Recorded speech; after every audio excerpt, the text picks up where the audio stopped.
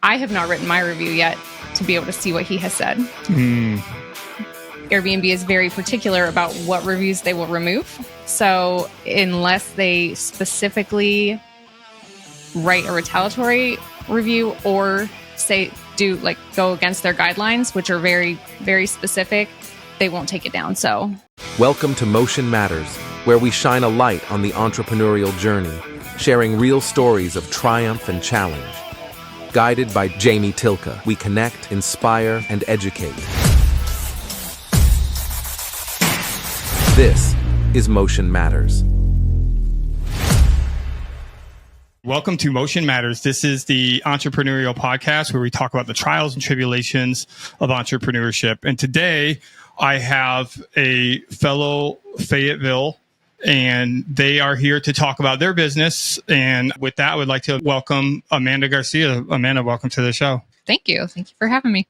Awesome. So as usual, I like to give you a chance to just tell us a little bit about your background and kind of what led you into running your own business. I started out as a teacher. I taught for growing up. I always liked helping people, and I've always liked decorating. I've always liked kind of doing things here and there, but I never really anticipated that being like my path. So I went into education. I taught for a couple of years in private school. I taught for 10 years in public school. And then when I was going to have my daughter, I was like, I don't see myself being, going back and to 9 to 5 and just with all of the pressures of, teaching and all the expectations and everything. So that's when I kind of decided to get out of that field and stay home with her. And after staying home for about a year, I was like, I need to do something like more, some of my own, do things on kind of my own terms. And I had kind of started a vintage business. I got into vintage while I was teaching, and I had done, vintage booths and things like that. And I realized I had more of a passion for like putting pieces together and setting up spaces and things like that. And I always helped my friends out. And, that was what I love to do around my house, change things every season and everything. So then about a year after I had my daughter, I decided to jump into staging and interior decorating. And I got my start by doing staging for agents. And I worked a lot with the 5 pillars at the time, and I would do staging for them, just soft staging. I'd come in and, little knickknacks here and there to kind of make it feel a little bit more homey. And then that turned into, they had a lot of short-term rentals that they set up, and they were doing it themselves at the time. And they were like, we don't really want to do this anymore. And you do a good job decorating. So, would you want to take that on? And I was like, sure. So that's how I kind of got my foot in the door with the, short-term rentals. And then it kind of took off from there, decorating and setting up short-term rentals for investors that would buy properties here, but never be here. So I would set up properties for investors that, never set foot in Fayetteville, but they would, buy properties and want to use them as short-term rentals here with the base here and everything. And I would set it up for them and do the whole thing and get it off the ground and, do the whole 9 yards. And we've set up a few of our own that I now manage as well. So I think I might be going off in left field now, but that was how I kind of took a turn. I didn't anticipate ever really being an entrepreneur because as much as I love running my own business, entrepreneurship is its own thing. It's like you need a class in entrepreneurship and a class in whatever, usually you kind of already know what you want to do and how to do it. It's just the business side of it that's always tricky. So. Well, that's awesome, because typically a lot of these conversations kind of go a little bit deep into somebody already having some, idea that they wanted to go in that, but you kind of slid into it. Mm-hmm. But because you slid into it, I guess my question for you is, do you ever see yourself going back to like a 9 to 5 job? Not if I don't have to. Now I may do like remediation or something with the school. So it's like a few hours here and there, but I like the freedom of, and the flexibility of it, making my own schedule and being able to, kind of do things more with the family. And so. Well, you hit on one of the big things that I was going to talk about, which is for a lot of us, I know for me, myself, it was the idea of freedom, financial freedom, freedom of time, freedom of you came over and did this and it's in the middle of the afternoon. Right. You couldn't do that if you had a regular job. Yeah. How have you kind of balanced that though with the fact that you're also a mother too, right? Like, how do you balance that? Because again, the part of this reason why I wanted to do this show is to share our experiences, because there's other people out there saying, well, I can't because I have children. I can't because I need my income. There's always a myriad of excuses. And so for you, how has that worked? Has it helped you or? It's been tricky for sure, because there's definitely times that there's things that need done that having kids around or having a child around it's just not easy to do. But there are things, to be honest, setting up short-term rentals for investors, she always came with me. My daughter was always tagging along, because it wasn't like I would have to be with the client all the time. That, she could entertain herself, and I was in an empty house, setting properties up. And, just yesterday she came on a design consult with me. And so, I try to incorporate her as much as I can if it's something that I know, she will be okay at, because I think it's really good for her too, to see all of this and to know that she doesn't have to go sit behind a desk all day or go do whatever. She can really kind of do whatever she wants if she, puts her mind to it. And I like that she gets to see all the different angles of, entrepreneurship and building your own business. I love that, because we feel the same way. That's why I'm smiling so big. It's just,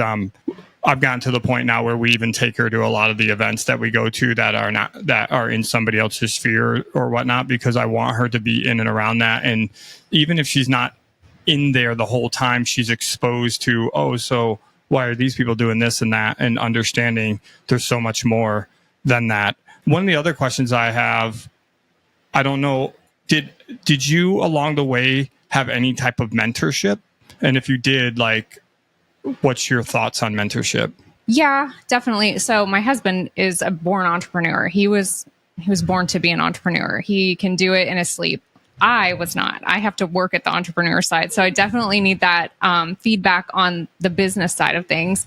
So I definitely think it's important to have somebody who has either been in your shoes in the direction that you're going in, or just knows the business side of things and can kind of answer things and give you feedback and just kind of give you tips along the way to help you with the stuff that you're just not really sure about, going into business. So like I said, it tends to be, I have this passion for this and I would love to do it as a business, but I don't know business. So yeah, I think it's really important to have people that know the business side of things to kind of bounce ideas off of and learn from. Yeah. I actually had breakfast with a friend of mine this morning. And one of the things that we talked about, in my military, we would go through some things where you want to accomplish this in order to become this. But it was a finite amount of time, right? Like, hey, do this for 2 weeks and you get this school or this badge or this award. Right. But I told him with being an entrepreneur, there's no end. No. And so I said, I feel like the struggle is that, I don't know what your experience, but for us, we've had many highs, but we've had some pretty serious lows where it's really caused us problems in our relationship and whatnot. And so, for me, being in and around other people and having mentorship has played a massive role. Has there been other people, so your husband has helped you with mentorship. Has there been other people that you've been able to kind of, I guess, use them to help you, guide you and just your circle, if you will? Yeah. So I will say Shelby Osborne, she's, with 5 Pillars, started 5 Pillars, and she, the one who really kind of brought me into the whole, setting up properties for investors.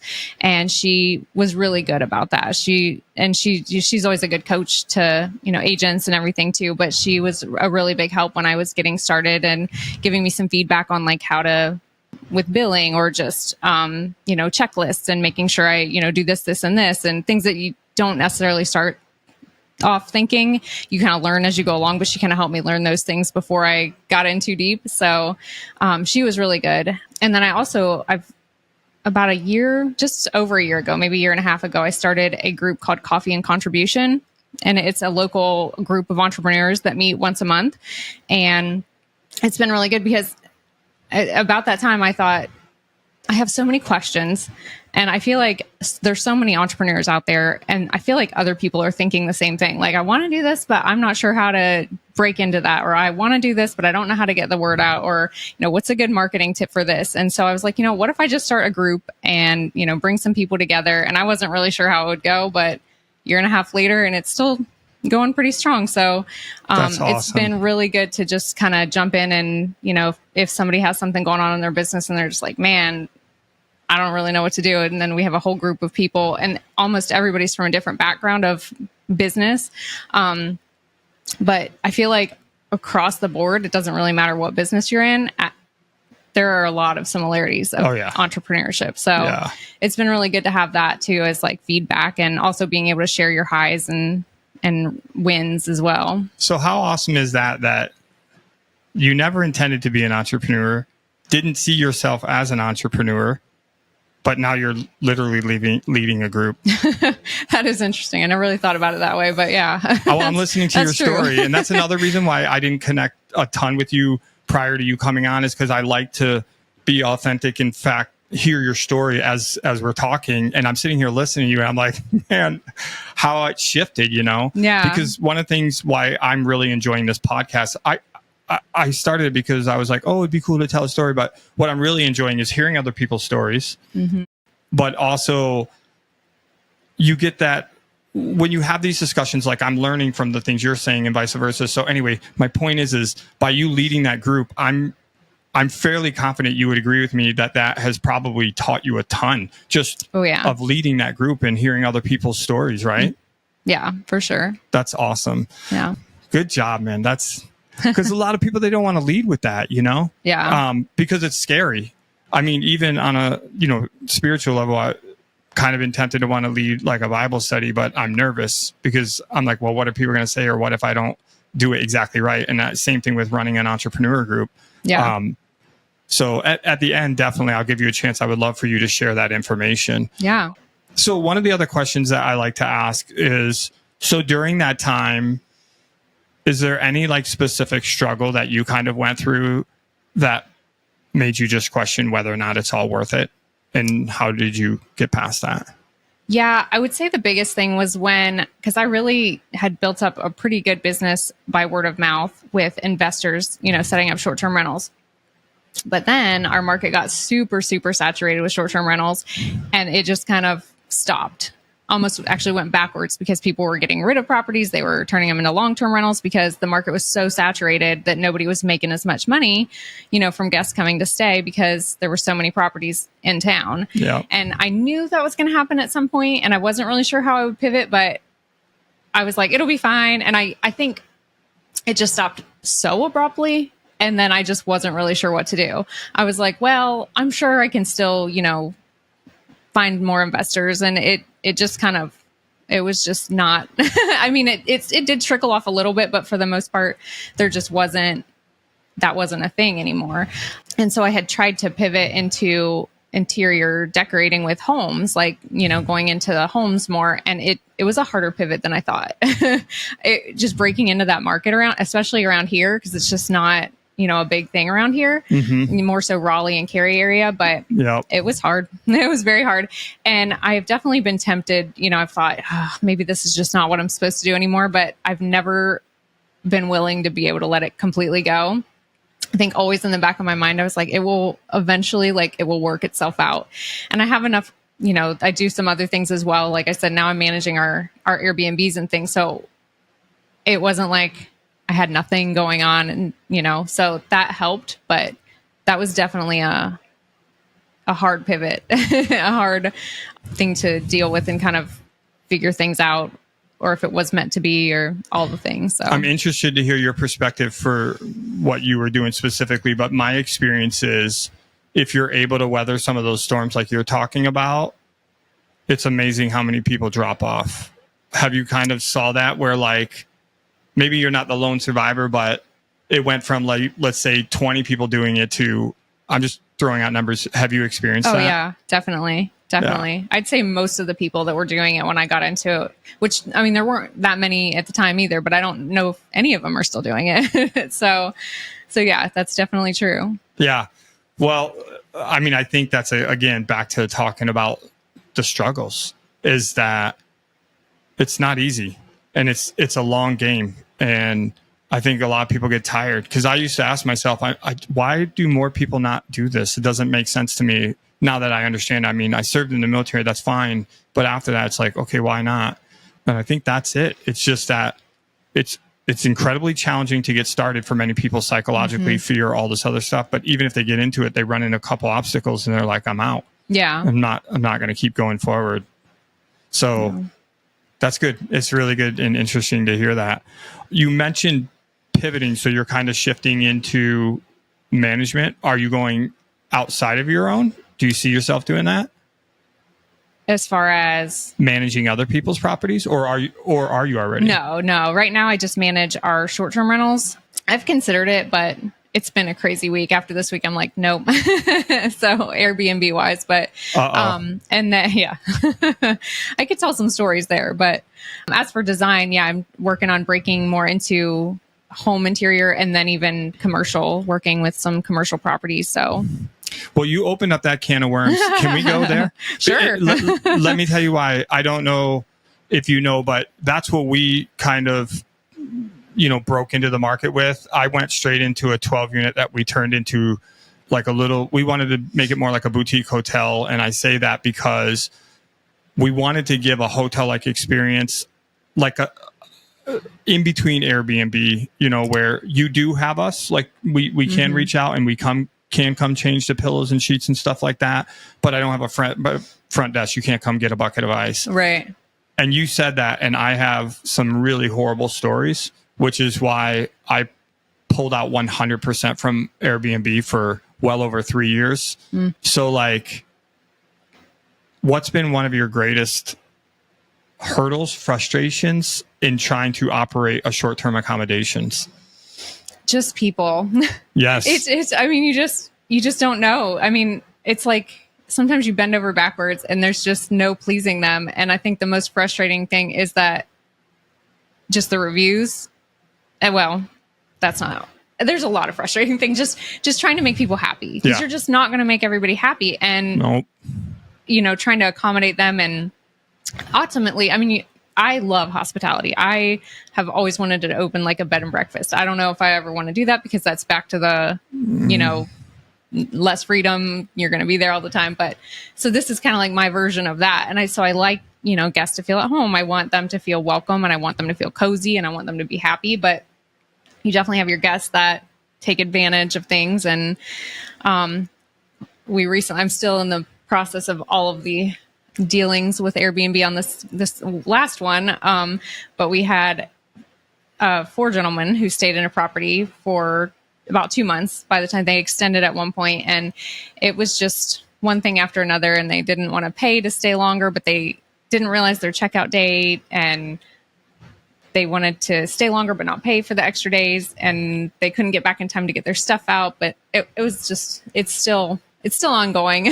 So there's just so many things that you can't prepare for. Wow. So they're not out. So I was like, I dealt with them as much as I felt like I could. And then I turned it over to Airbnb, and Airbnb said they will be out by 10 a.m. on June 30th. And I said, okay. So about noon on June 30th, we went to the property, and there was stuff everywhere.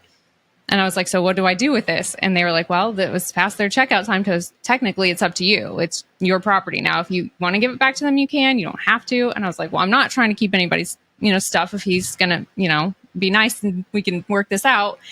But I had to do a resolution and send in like a reimbursement form and stuff, because obviously it was going to be a lot of cleaning and a lot of organizing and a lot of fixing and a lot of repairs and holes in towels and things broken. And so they were like, you need to do it soon. I'm like, okay, but if I do that, I'm not going to get a good review.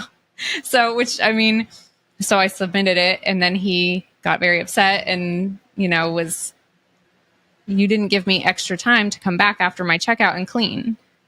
I was like, that's not how this works. Like, no. You can't do that. And you told Airbnb you would be out by 10 a.m. on the 30th. So, it's just sometimes I don't know how to make it more clear, Yeah. And then of course you have to walk the fine line of following the rules. But so he has written a review.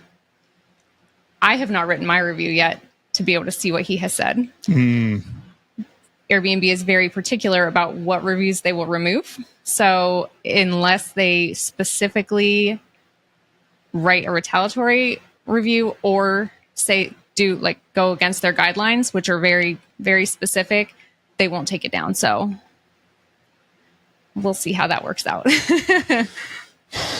Man, that's frustrating. I feel it. So I tell you, we almost quit so many times because what I tell people, I was also a licensed real estate at the time.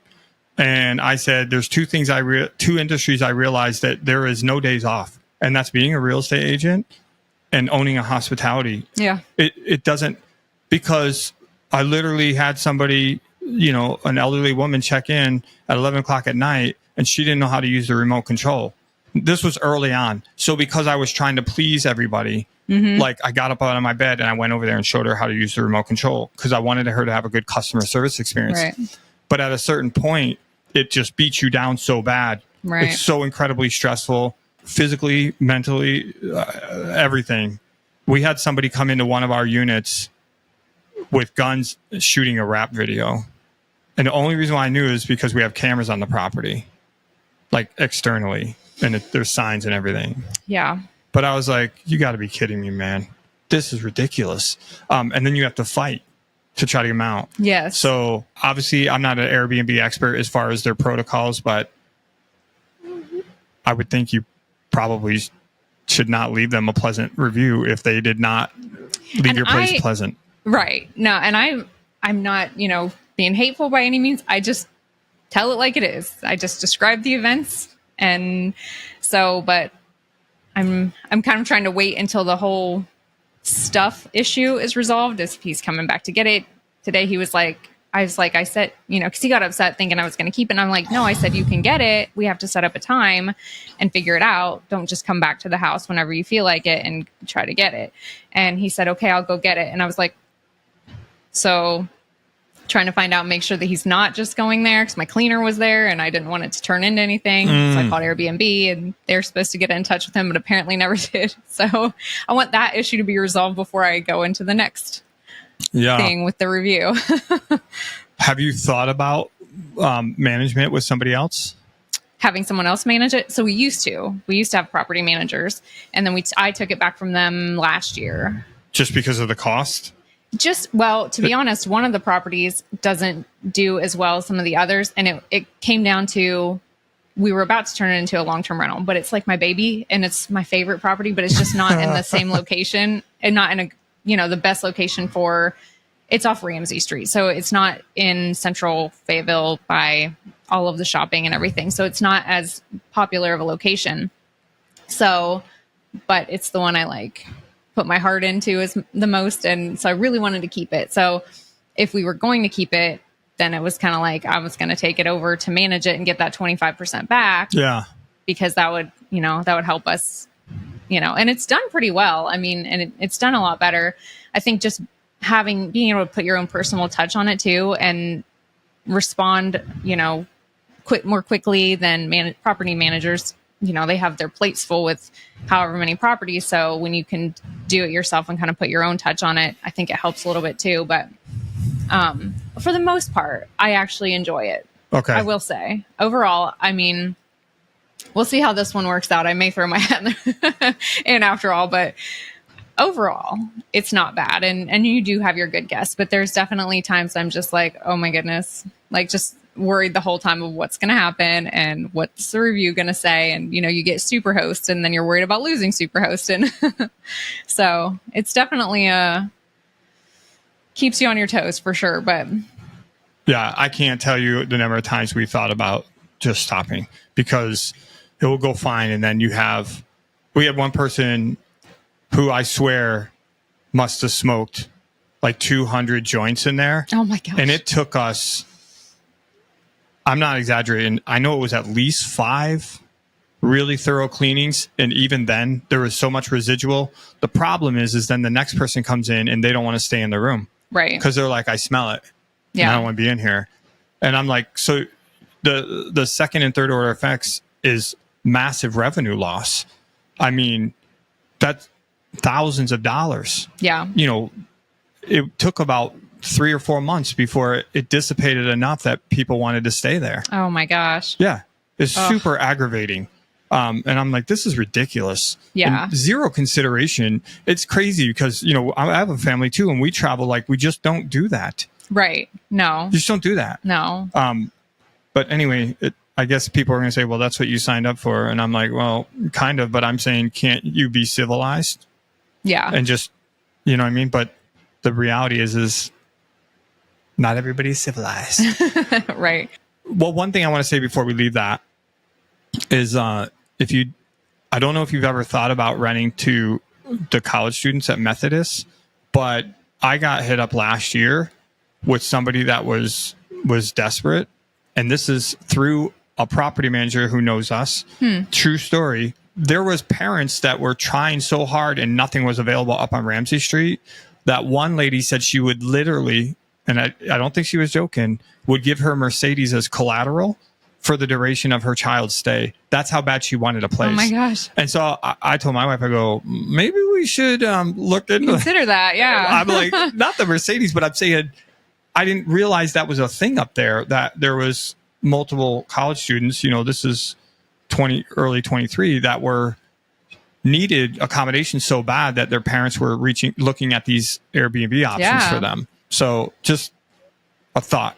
Yeah. I grew up in upstate New York in a college town, and I know that people will pay a decent amount to rent out a room, not a house, a room. True. So it's like, but you know, then you got maybe parties and stuff like that. Right. Yeah. What does it look like for you from here? Like, are you gonna? I know we talked about it a little bit. But are you gonna focus on the staging and the interior decorating? Like, do you plan on trying to grow that a little bit more, or are you thinking about pivoting from there? So I don't really do staging anymore. I can do occupied staging. I was doing the soft staging for a while, and I was just like, I kind of got tired of it, but people kept asking me, so I kept doing it. So I was like, I have to get rid of this stuff so I don't keep doing this. But I am definitely looking to do more interior decorating, and it's actually started to pick up a lot. And it's hard because it's like, I love that it's picking up and I love working with people and everything, but I'm also like, I have my daughter all the time, so it's hard to, in the summer, you know, it's kind of started picking up over the summer, and I'm like, in September she starts kindergarten, so I'm trying to like enjoy the time with her while, you know, summer's here, and also I know, you know, I'm gonna have more time then and everything. But it's definitely started to pick up a little bit, and I think I'm gonna kind of just gear up a little bit more when the year. I was kind of holding off on some things before her, just, you know, before she starts school, because I know I'll have the time to get a little bit more accomplished then. Some leads and different things like that I want to look more into. So I definitely want to head more in that direction. And then I still do short-term and midterm rental setups. They're fewer and far between, but midterm has picked up a little bit more with the like nurses staying, traveling nurses and stuff. And I actually have my real estate license too, but I haven't used it too awful much, but definitely still. So you do setups for, let's just say, furnished apartments, because that covers the spectrum. So you do setups for that. Yes. Yeah. Okay. So like a midterm rental where they would come in and rent it for like a furnished apartment for like 3 months or so. Well, I mean, that's kind of how we got reconnected or connected for the first time, but through somebody else, is because that was a decorating thing. But I also know other people that will hit us up and say, hey, you know, I want to set up a short-term accommodation. Do you want to set it up? And I'm like, we're not interested, but you still working in that field? Yeah. Okay. Yeah. Sweet. No, that's good to know, because I'll just send more people over to you and take it. Yeah. I wanted to ask you, from your perspective, if you knew somebody that was trying to get into entrepreneurship, like, what would be one of your big pieces of advice on your number one lesson learned? I would say probably one of the best things, I think this was actually something my husband said too, was one of the best quotes or pieces of advice are, just expect to fail. Not necessarily plan. I guess plan to fail is maybe how it goes, but don't dwell on it, but know it's coming, because if you don't, it's going to come one way or another. So you're going to have some kind of failure. Something is not going to go right. And the less you expect it, the more upset you're going to be when it happens. So if you just know that's just part of the process, you're going to have these failures. You're going to learn from them. You're going to build better. You're going to be, learn more from it. You're going to be able to do more once you've kind of gone through that and had that experience and learned it. So just kind of know that they're coming. Don't fight it with all of your might. And just kind of embrace it and say, you know what? I learned this, this, and this from that. And now I know not to do that again. And it took me a few times to get to that. But once you realize that, it's just part of the process, and you are going to learn from it. And it's not going to be the easy way, but that's great that you're bringing up today, because literally that person I had breakfast with said the same. We were having a separate conversation, but said the same thing. I think a lot of people don't necessarily look at the silver lining or the lesson learned from that. Mm-hmm. And I was telling him that over the past 5 years of being an entrepreneur is like readjusting my mindset just to understand that the second something goes south, typically after maybe some few minutes of feeling sorry for myself, then it shifts to like, well, what was the point I'm trying to learn out of this? Right. And I think if you can do that and you take those and put them together, I mean, that's part of what I think helps get us to keep going, to know that, that's coming. One other question is there a particular book or like a podcast or somebody that's kind of, you've got a lot of information from since you've kind of been working in the entrepreneur world? It's a good question. I did just recently, or I've almost done with it, listening to Building a Story Brand, which is really good information. But just inspiration wise, I think You're a Badass by Jen Sincero. If you need motivation, it is the best book. I've probably listened to it 4 times. It's not specific entrepreneurship type stuff, but it's just life. She's hilarious, and it's just a really good book. And then I love Mel Robbins' podcast. She always has really good information on there. Again, not specific entrepreneurship stuff, but just good information too. So, but Donald Miller, I think, did Building a Story Brand.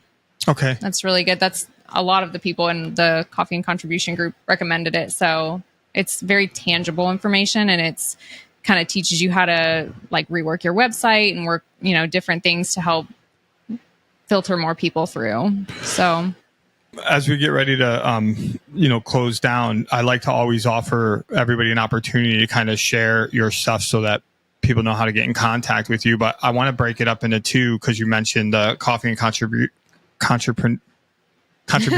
Yeah. Dang, I want to say entrepreneurship. What the heck? I mean, if you're okay with it, like, when do they meet and how do people can find that particular aspect of what you're doing? So it's a public event on Facebook. So you should be able to find it through Facebook. We try to meet the second Thursday of every month, but sometimes like this in July, we were going to be at the beach. So it's the 18th of this month. We've bounced around to a couple different coffee shops. This time it's going to be at LeClaire's General Store. Okay. Near downtown. We're probably going to keep it there for now. It's kind of hard to find a space big enough, that's quiet enough, that has enough seats. And so, but it does we do pretty good there. And so yeah, it's at 9:30, typically the second Thursday. But like I said, in July, it's going to be on the 18th. At LeClaire's General Store. But they can find it on Facebook and too. You can, find it on Facebook. And I try to share it on my Instagram too, but Coffee and Contribution and events. And I usually try to share it in What's Happening Fayetteville too. Okay. So. No, that's good. And so that's that piece. With regards to your other business, like, how can people get a hold of you? What's the best way to find you if they need your services, your social media or your website or emails? So it's a Vintage Life Design Co.